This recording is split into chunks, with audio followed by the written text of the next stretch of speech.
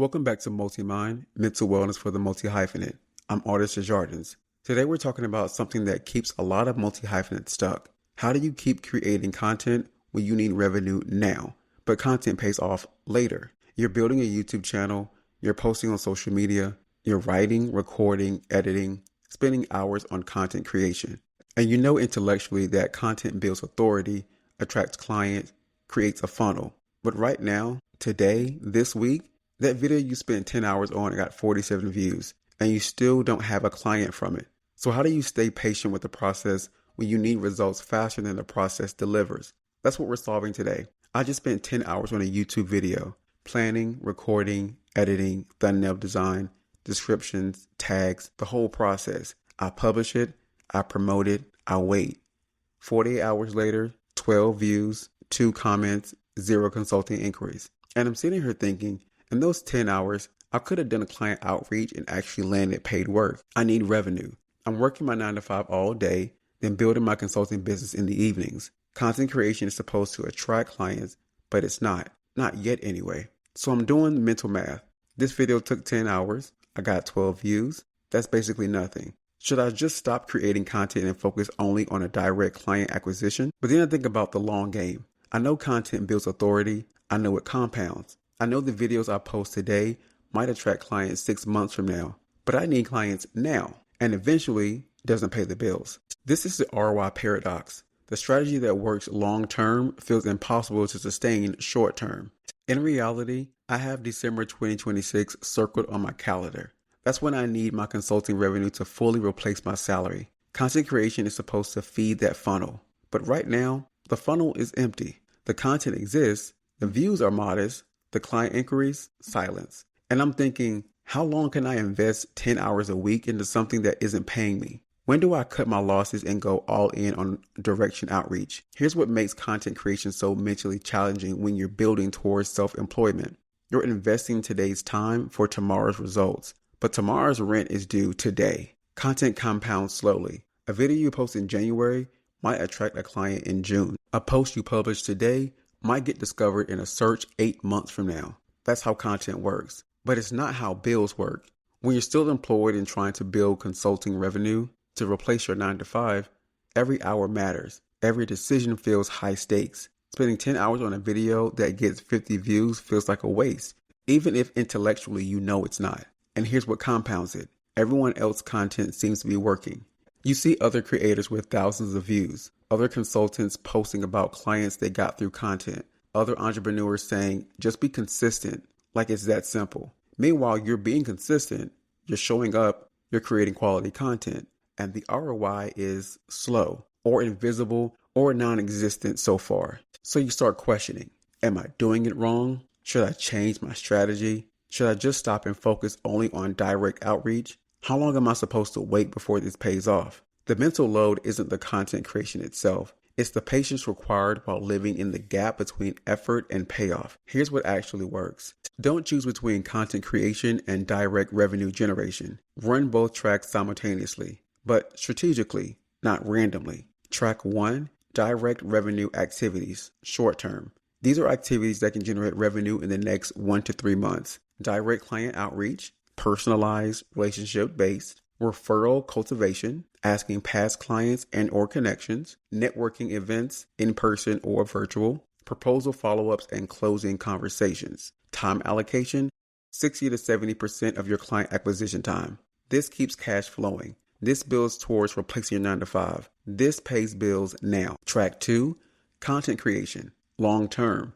These are activities that build authority and attract clients in 6 to 12 plus months. YouTube videos, social media content, blog posts or articles, educational resources. Time allocation, 30 to 40% of your client acquisition time. This creates inbound leads. This scales beyond your time. This builds assets that work while you sleep.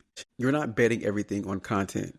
You're building a content library while also actively pursuing clients. Short-term strategy feeds you today. Long-term strategy feeds you tomorrow. Here's a practical example from my work week. Monday evening, I'm at 1.5 hours, direct outreach to 5 potential clients. 30 minutes, content planning for the weekend. Tuesday evening, 2 hours, consulting work for existing client. Wednesday evening, 2 hours, finish client deliverables. Thursday evening, 1 hour, follow up on Monday's outreach. 1 hour, write social media content for next week. Friday evening, resting. Saturday, 4 hours, record and edit a YouTube video. Sunday, 2 hours, content scheduling and planning next week. Notice a split. Direct revenue activities, about 60%.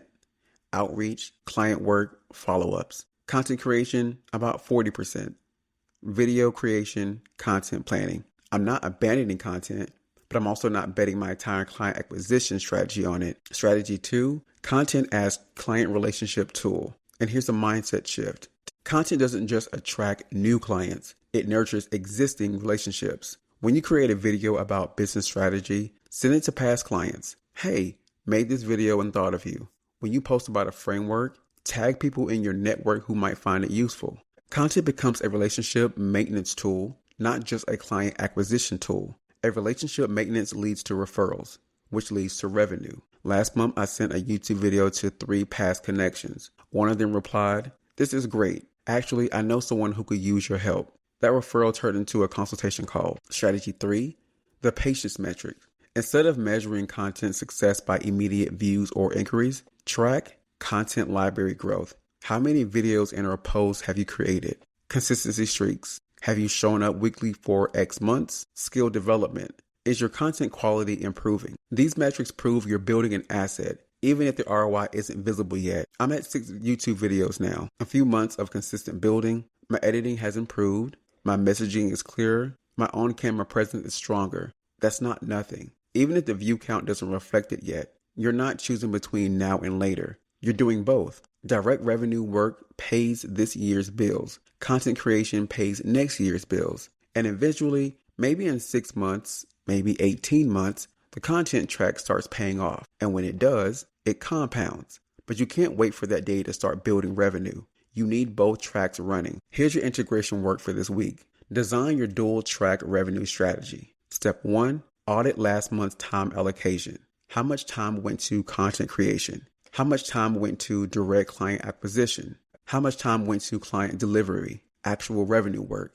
Step 2, calculate your ideal split. If you need revenue in the next 3 to 6 months, 60 to 70% direct revenue activities, 30 to 40% content creation. If you have stable revenue and are building for future, 50-50 split. Step 3, plan next week using dual track. Map out your available hours. Which evenings and or weekend hours go to direct outreach? Which evenings and or weekend hours go to content creation? Are you maintaining the split you need? Step 4, reframe content success. Write down 3 metrics that prove content is working even if immediate ROI is low. Library growth, how many pieces created, consistency, showing up weekly, skill improvement, quality over time. The goal isn't to stop creating content. It's to stop expecting content to do all your client acquisition work. You need both tracks. And when you honor that, the pressure eases. Next week, we're talking about scaling one venture while maintaining another, the mental gymnastics. Because growth in one area doesn't mean you can ignore the rest. If you're struggling with content ROI, patience while needing revenue now, I want you to know you're not impatient. You're being realistic about bills and timelines. Run both tracks. Let content build while you actively pursue clients. You don't have to choose. If you want to be a part of this podcast, submit a voice note or message. Go to multimindpodcast.com and tell me, how do you balance content creation with direct client acquisition? What's your biggest challenge with content ROI? Keep it under 60 seconds. If this episode helped you see content as one track, not the only track, subscribe for next week's episode on scaling, leave a rating or review, and share with the multi-hyphenate feeling the content ROI pressure. Remember, your mental wellness doesn't have a side hustle. It's the main event. I'm Artis Desjardins, and this is Multimind. I'll see you next week.